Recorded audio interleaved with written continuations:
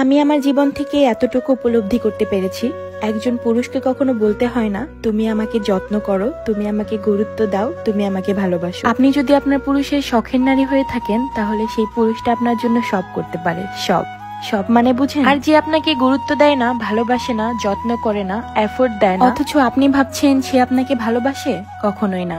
আমি আমার বাবাকে দেখেছি কিভাবে আমার মাকে সময় দেয়, আমি আমার শ্বশুরকে দেখেছি কিভাবে আমার শাশুড়িকে সময় দেয়।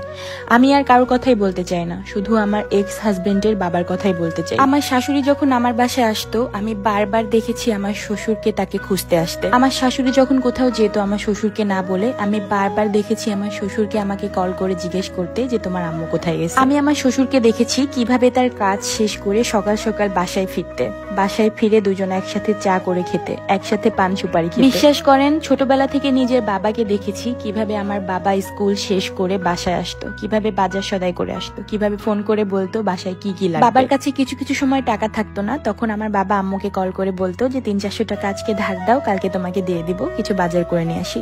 অন্তত তার তো এই গুরুত্বটা ছিল যে তাকে বাজার করতে হবে। টাকা আপনার হোক বা আপনার হাজবেন্ডের, বিয়ের পরে একজন হাজবেন্ড ওয়াইফের যা যা থাকবে সবকিছুর অধিকার কিন্তু দুইজনের সমান সমান থাকবে। হাজবেন্ড ওয়াইফের মধ্যে লুকোচুরির কিছু থাকবে না, হাজবেন্ড ওয়াইফের মধ্যে কোনো পাসওয়ার্ড থাকবে না। বলতে গেলে আপনার ব্যাংকের পাসওয়ার্ড, আপনার ফোনের পাসওয়ার্ড। আপনি আপনার হাজবেন্ডকে জিজ্ঞেস করলেন যে এই মাসে বেতনের টাকা তুমি কি করলা, তুমি কোথায় গিয়েছিলা বিকেল বেলা, আপনার হাজবেন্ড বলবে যে তোমাকে বলতে হবে আমি কোথায় গিয়েছিলাম। আবার একই ভাবে ওয়াইফকে কেউ কল করবে বা ওয়াইফের বাপের বাড়ি থেকে কোনো কল আসবে এবং সে বাহিরে গিয়ে কথা বলবে, আস্তে আস্তে কথা বলবে, নো, এই ধরনের কোনো কাজ হাজবেন্ড ওয়াইফের মধ্যে থাকা যাবে না।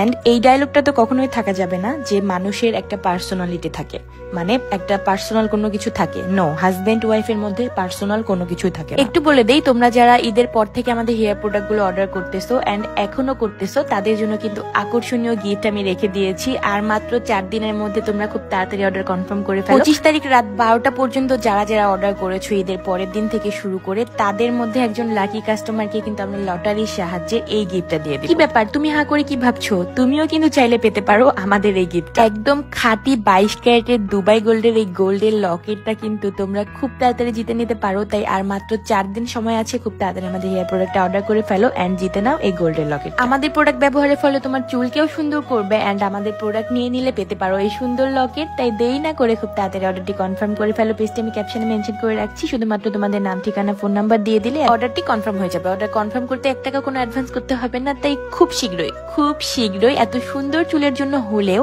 এন্ড এত সুন্দর লকেটের জন্য হলেও অর্ডারটি কনফার্ম করে আসো। আপনি যে অবস্থাতে আছেন, আপনি কখনোই গ্যারান্টি দিতে পারবেন না যে আপনি 1 বছর পরে ঠিক এই অবস্থাতেই থাকবেন। এই যে আপনারা হাজারে 4-5টা পাবলিক আমাকে বাজে বাজে কমেন্ট করেন, আপনারা কি ভাবছেন আপনাদের ফ্যামিলিতে কি কখনো কোনো দুর্ঘটনা ঘটেনি, বা আপনার লাইফেও যে কখনো কোনো দুর্ঘটনা ঘটবে না তার কি গ্যারান্টি আছে? 6 বছর সংসার করেছি, 6 বছর সংসার করেছি কোনো স্বার্থ ছাড়া। শুধু চেয়েছিলাম সে আমাকে ভালোবাসুক, শুধু চেয়েছিলাম সে আমাকে সময় দিক, সে আমার মতো করে আমাকে বুঝুক। এই যে এত এত ব্লগার আপুরা ব্লগ করে, তার হাজবেন্ডকে সাথে করে ঘুরে বেড়ায়, কত সুন্দর সুন্দর ভিডিও করে, তাদের কি সংসার চলছে? আর এই সকল ব্লগার আপুদেরকে আমি বলতে চাই, যারা বিজনেস করে, ব্লগ করে, তারা কি শুধু নিজের চেষ্টাতে এতদূর আসতে পেরেছেন?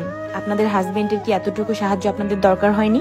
একটা ছেলে মানুষ ছাড়া, একটা পুরুষ মানুষ ছাড়া একটা মেয়ে কখনোই উপরে উঠতে পারে না। আমি জোর গলায় বলবো, আমি যে এত দূরে এসেছি, এত পরিশ্রম করে এতটুকু অর্জন করতে পেরেছি, এর মধ্যে আমার এক্স হাজবেন্ডের এতটুকু হেল্প ছিল না। সে শুধু তার নিজেকে নিয়ে ভাবতো সে কিভাবে ভালো থাকবে। তার ভালো থাকায় কিন্তু কখনো আমরা দুজন ছিলাম না, মানে আমি, আমার বাচ্চা। সব শেষে সে তার বন্ধু বান্ধবদের কারণে নেশায় আসক্ত হয়ে আমাকে হারালো। আমি আমার এই কথাগুলোর মাধ্যমে কাউকে ভালো বা কাউকে খারাপ প্রমাণ করতে চাইনি। আমি শুধু আমার লাইফে ঘটে যাওয়া কাহিনীর কথা আপনাদের সাথে জাস্ট একটু শেয়ার করলাম। এখন আপনারা কি কিভাবে নেবেন সেগুলো সবকিছু আপনাদের ব্যাপার। আমি আগেও বলেছি আমি খারাপ, এখনো স্বীকার করছি আমি খারাপ, পরেও বলবো আমি খারাপ। যাই হোক, আরেকটা বিষয় আপনাদের সাথে ক্লিয়ার করি। এই বাইকটা কেনার পর আপনারা অনেকে বলতেছেন যে আমার হাজবেন্ডের অনেক লোভ, এই বাইকটাইকের লোভে সে আমার কাছে আসছে, আমাকে বিয়ে করছে। তাইলে শুনেন, এই যে আপনাদের তাসমিন আক্তার হ্যামিলি আপু আজকে যেখানে আছে, এই ফেসবুক থেকে 2 লাখ 2.5 লাখ টাকা ইনকামের পিছনে যার হাত, সে হচ্ছে আমার বর্তমান হাজবেন্ড। আমি কিন্তু ফেসবুকের বুঝতাম না কিভাবে ভিডিও পোস্ট করে, কিভাবে একটা পিকচার পোস্ট করে। আর এই ফেসবুক থেকে আর্নিং না এত সহজ না, এত বড় একটা বিজনেস সামলানো, এত কিছু করা, আমাদের বোতলের লেবেল অ্যারেঞ্জ করা, বোতল অ্যারেঞ্জ করা, কিভাবে সেল দিব, কুরিয়ার, সবকিছু মিলাই কিন্তু অনেক অনেক কাজ। আমার মনে হয় না একটা মেয়ে কখনো এতগুলো কাজ করতে পারে। আপনাদের মনে কি একবারও প্রশ্ন হয় না যে একটা মেয়ে হয়ে আমি কিভাবে সবকিছু হ্যান্ডেল করে চলি? আমার মনে হয় এখনো যারা ফেসবুকে ব্লগিং করে অনেকে আছে যাদের অনেক অনেক ভিউ হয়, বাট তারা এখন পর্যন্ত একটা ডলারও তুলতে পারে নাই বা ইনকাম করতে পারে নাই, বা তারা যে ফেসবুক থেকে ব্যাংক পর্যন্ত তাদের ডলারটা কনভার্ট করে নিয়ে যাবে, তারা যে টাকাটা পাবে, এই এই এই জিনিসগুলো আসলে পারতেছে না। এই যে এই জিনিসগুলো, এই সব কিছু মানে ফেসবুকে যত কিছু আছে, আমি জাস্ট ভিডিওটায় ভয়েস দিই, তা বাদে আমি এই ফেসবুকে কিছু বুঝিও না, করি। যেখানে আমি আমার বিজনেস, আমার ফেসবুক, আমার যেখান থেকে ইনকাম সোর্স, সেখানকার মাত্র 10% কাজ করতেছি, আর বাকি 90% কাজ আমার হাজবেন্ড করতেছে। সেখানে এই বাইকটা আমি বলবো যে আমার হাজবেন্ডের টাকাতেই কেনা। আমি কখনো কোনোদিন অস্বীকার করতে পারবো না যে আমি আলহামদুলিল্লাহ আজ পর্যন্ত যা কিছুরই মালিক হয়েছি, যতটুকুই হোক, এই সব কিছু এই মানুষটার জন্য, আলহামদুলিল্লাহ। তো সবাই আমাদের জন্য দোয়া করতে না পারলেও বদ দোয়া কেউ করবেন না। আর যদি আমাদের ভিডিও ভালো না লাগে তাহলে অবশ্যই আমাদের ব্লক করে দিবেন। আজকে ভিডিওটা এই পর্যন্ত শেষ করছি, দেখা হয়ে যাবে নেক্সট ভিডিওতে। আল্লাহ হাফেজ।